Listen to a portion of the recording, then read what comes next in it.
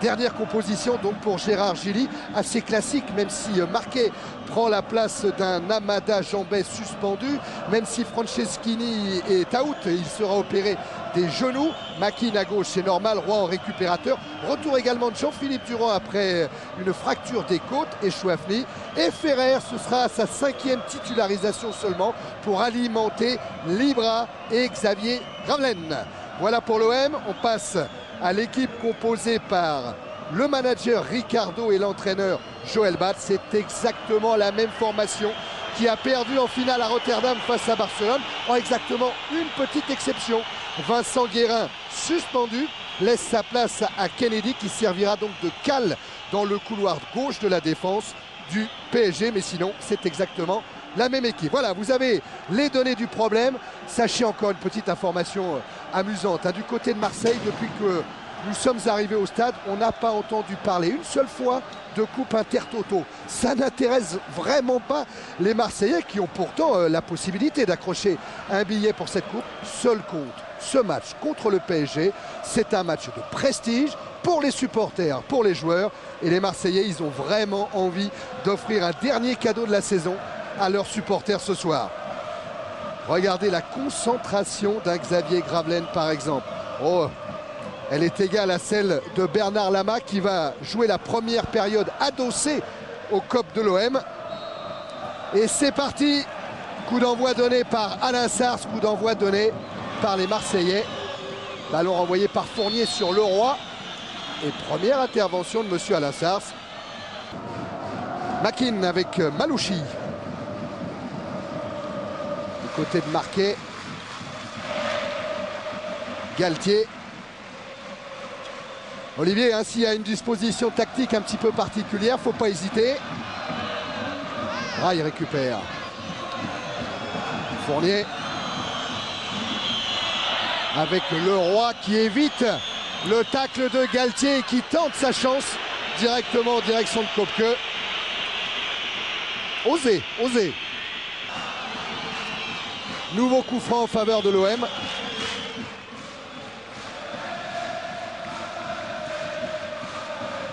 Voilà, faute de Jérôme Leroy sur Gravelaine. Les Marseillais sont montés à l'image des Chouafny, de Libra, bien sûr. Ouais, Marc Libra, pas loin d'atteindre la cible sur ce coup franc. Lui qui a inscrit 9 buts depuis le début de la saison au championnat. Et qui a marqué la semaine dernière contre Bastia dans un match amical. Bastia et Marseille avaient souhaité remplir un petit peu leur emploi du temps pendant la trêve due à la Coupe de France. Ils se sont rencontrés à Sisteron et Marseille l'a emporté 3-2. 2 buts de Ferrer, 1 but de Libra. Vers Rai. Chargé par Leroy, il a trouvé Loco quand même, Rai. Le 1-2, non. Interception marquée. Galtier trouve bien Ferrer.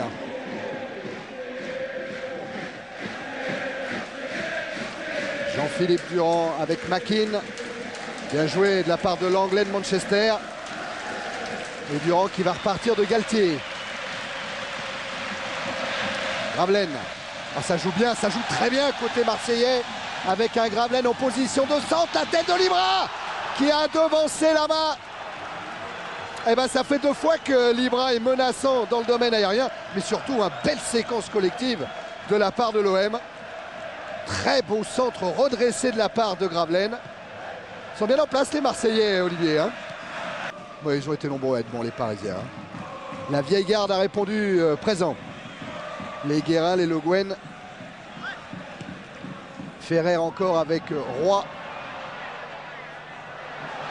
La frappe peut-être. Belle frappe de Marquet. Beau pied gauche. Mais ça passe quand même largement au-dessus de la transversale de Lama. Elle va être décalée par Roy. Une transversale, un petit contrôle. Oh la belle frappe. Mais qui monte un petit peu trop.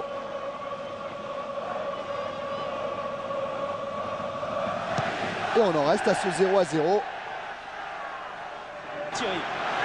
Ouais, on revient à Marseille parce que ça s'est animé du côté du stade Vélodrome après 37 minutes En première période, Monsieur Sars a indiqué le point de pénalty pour une faute de Bernard Lama sur Bernard Ferrer. On la reverra après la faute.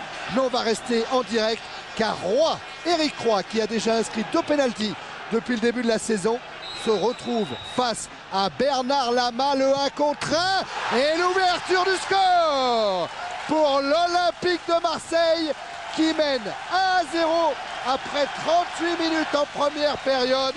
Éric Roy qui transforme ce pénalty et qui inscrit son 5e but de la saison.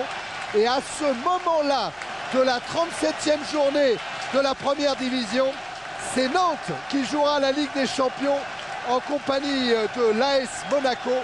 Nantes qui possède une meilleure différence de vue. On revoit la frappe de Roy. Lama est parti du bon côté, mais la frappe est sèche et forte et très difficile à sortir pour le gardien du Paris Saint-Germain. Voilà, 1-0, prochain arrêt de jeu, c'est promis. On reverra la faute de Lama sur Ferrer. Allez, c'est peut-être le moment, on revoit. Regardez Bernard Ferrer qui va s'appuyer sur Marco Libra. Une de parfait pour mettre hors de position la défense du PSG. Un crochet, Lama touche le ballon avec la main gauche, mais c'est vrai qu'avec la main droite, il intervient dans la course de Bernard Ferrer. Voilà, des Parisiens qui seront peut-être un petit peu plus percutants avec la rentrée de Deli Valdés qui s'écroule là, même si l'arbitre laisse jouer, mais Loco est signalé hors jeu. On va prendre des nouvelles de Julio César, Deli Valdés, et vu les signes de Kennedy, ça a l'air un petit peu... ouais, il était hors jeu, hein, Loco. Sur ce qu'on voit en tout cas, hein, parce qu'on n'avait pas l'intégralité du terrain. Ah oui, ça c'est le pied de Roy sur le crâne de Deli Valdés. Joël Lehir est venu prendre des nouvelles de l'attaquant panaméen du Paris Saint-Germain.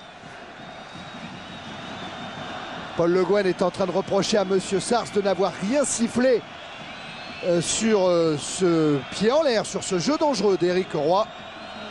Oui, mais Thierry, sur cette action, Monsieur Sars a laissé l'avantage. Bien sûr. C'est pour ça qu'il n'a pas sifflé. À noter aussi que j'ai demandé à Lolo Fournier pourquoi il était sorti, s'il était blessé. Il m'a pas répondu et il était très très en colère. Ah oui, Laurent Fournier, il aime tellement jouer qu'il n'apprécie pas d'être sorti en cours de rencontre, alors que pour Deli Valdés, il y a bien une entaille sur le crâne, en tout cas à l'arrière du crâne. C'est très net et il est sonné, il est KO. Julio César Deli Valdés, alors qu'il venait de faire son entrée, qu'il avait même eu presque une occasion de but sur une action de Patrice Loco. Et du coup, Cyril Pouget est vite parti s'échauffer pour suppléer. Quelle estafilade, quelle belle entaille hein, sur le crâne de Deli Valdés. On comprend qu'il soit complètement sonné. Oui, Olivier. On va d'ailleurs avoir le changement tout de suite avec Pouget. Et à noter aussi que Bernard Lama a pris un carton jaune pour contestation. Centimètres, une entaille assez profonde et qui contraint donc Ricardo à opérer un 3e changement avec l'entrée de Cyril Pouget dès que les arbitres auront repéré la demande du staff du banc parisien. Voilà, Pouget est entré en jeu et le corner va être tiré par Leonardo. Beaucoup d'actions, on part d'un but à l'autre en ce moment au stade Vélodrome, mais c'est toujours Marseille qui mène 1-0. Corner tiré par Leonardo avec une reprise de Paul Le Guen sur laquelle c'est Echouafny qui est venu se coucher. Oh, il a dû avoir mal, Echouafny, mais courageusement, il est venu s'opposer à la frappe de Paul Le Guen, alors que du côté de Gravelaine, qu'est-ce qu'il y a? Petit bobo à la cheville. Ah oui, sur le pied. On avait un petit peu de sang sur la chaussette de Xavier Gravelaine, qui a jailli. Relance de Lama en direction de Leroy. Dégagement marqué. Intervention de la tête de Libra, qui ne donne rien. Le Guen avec Algerino. Koé, déviation pour Loco. Le 1-2 a fonctionné. Koé qui lance Cyril Pouget poursuivi par Malouchi. Et Algerino maintenant pour le centre. Dégagé parfaitement par Kopke. Mais en 2 temps, il récupère Kopke après un petit passage sur Leonardo. Des Algerino qui prend bien, qui s'applique sur ce centre qui est très profond. Leonardo tente de reprendre, il est gêné. Gêné par Makin. Alors des charges, hein. Il y a eu donc ce match mercredi à Rotterdam en finale de la Coupe d'Europe. Il y a eu un retour très tardif. Probablement que les joueurs n'étaient pas chez eux avant 4 h du matin à peu près. Puis il y a eu les nerfs certainement qu'on lâché. La nuit a été difficile, agitée, plein de mauvais rêves. Du côté du PSG, les joueurs avaient vraiment l'impression d'être passés à côté de quelque chose de très bien. Attention quand même, hein, Leonardo en combinant avec Pouget, menace la défense de l'OM. Corner ou pas corner? Corner, indique Monsieur Sars.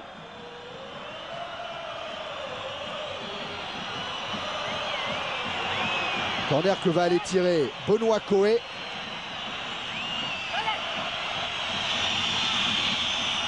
Avec Paul Le Guen. Du pied gauche, reprise de Leonardo, elle est manquée. N'Goti, sans élan, ne peut pas inquiéter Kopke. Et toujours ce score de 1-0. On voit la reprise sans élan d'N'Goti qui était difficile. L'arbitre laisse jouer Malouchi. Les Marseillais ont le ballon, ils ont l'avantage. C'est bien dirigé. Et Gravelaine repris par Bruno N'Goti, mais cette fois de façon irrégulière, estime Monsieur Sars. Voilà un bon coup franc pour l'OM. On va voir le rush de Gravelaine. Et la faute de Bruno N'Goti. Là-bas, lui est en train de placer son mur. C'est Rai qui va servir d'homme de base. Là-bas n'est pas content car du côté des défenseurs parisiens, on semble pas très attentif à ses consignes. Voilà, Rai, le capitaine, va servir de référence pour placer ce mur.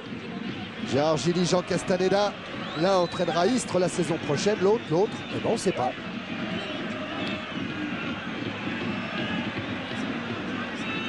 La frappe de Malouchi, Durand est également près du ballon. Ferrer avec son pied gauche. C'est l'un de ces 3 hommes qui va avoir la charge de tirer ce coup franc. Malouchi, bien sûr, au-dessus de la transversale de la main. Pour Alberto Malouchi.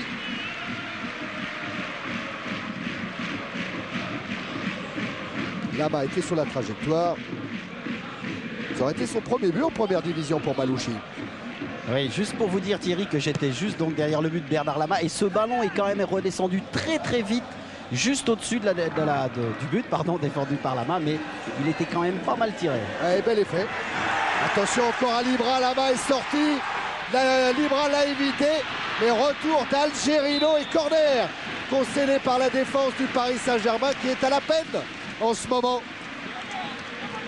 Libra qui a bien emmené son ballon, ouais. Olivier. Oui, et là c'est aussi, on a vu le temps d'hésitation de Bernard Lama parce qu'il n'a pas su véritablement s'opposer à Libra, je crois. Il a eu peur du deuxième penalty. Voilà Algerino, Gravelaine et finalement Lama qui concède le corner tiré par Ferrer avec une tête peut-être de Makin, non? Et la reprise de Marquet, pied gauche. Il avait déjà frappé une fois lui en première période. Il tente à nouveau sa chance en seconde période.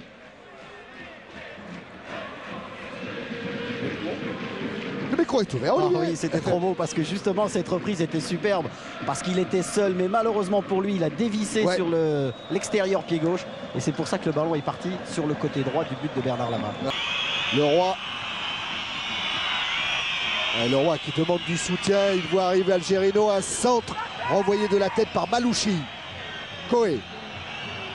Kennedy. Vers Loco. Toujours à la lutte avec Malouchi, l'Italien a le dernier mot. Durand est repris par le tandem Coé-Leroy. Leonardo qui a vu l'appel peut-être là-bas de Pouget, donc il préfère tenter sa chance. Cette fois, il a servi Cyril Pouget. Excentré, centre de Pouget pour la tête de Rai. Leroy avec une série de passements de jambes pour essayer de tromper la vigilance de Jean-Philippe Durand. Il y est parvenu. Leroy centre. Reprise de Loco devant le but. Ça bute sur Rai. Loco encore. Et un Marseillais qui reste au sol. Il semble que c'est Christophe Galtier. Sur la série de frappes. Benoît Coé. Quelle erreur de la part des Marseillais de ne pas avoir sorti ce ballon. Heureusement, Monsieur Sars interrompt le jeu. Peut-être on attend là, Pascal Baradel, de revoir vite une des deux actions parisiennes. Regardez Cyril Pouget qui prend de vitesse Malouchi, qui va frapper, comme que couvre bien son angle, et le ballon qui sort à quelques centimètres à gauche de la cage de l'OM. C'était occasion de but pour Cyril Pouget. Il jouera pour le moment avec l'AS Monaco la Ligue des Champions avant la dernière journée samedi prochain. On aura le temps de se retrouver pour un multifoot.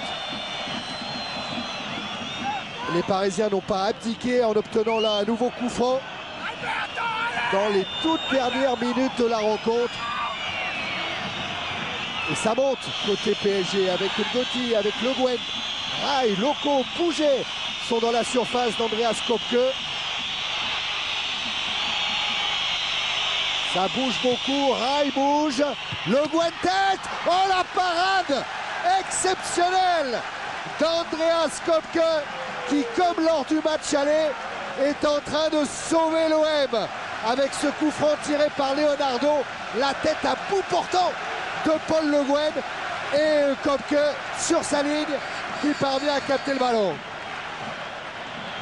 Superbe geste du gardien allemand de l'OM.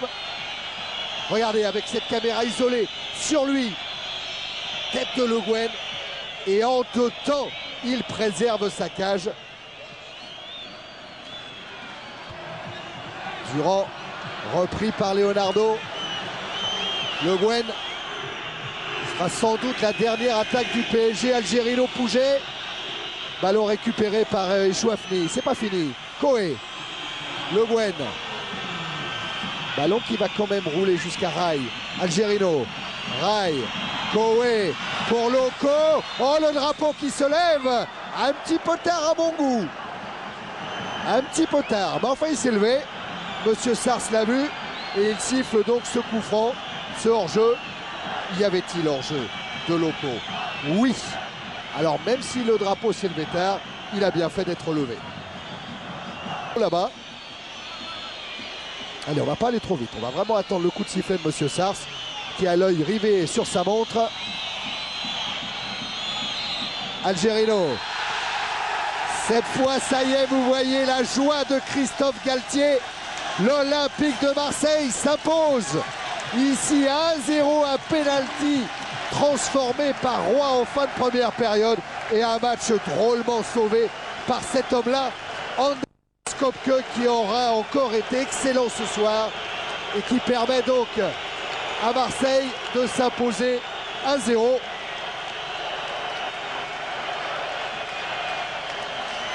Un stade qui vibre et qui félicite son équipe de lui offrir cette dernière victoire de la saison ici au Vélodrome.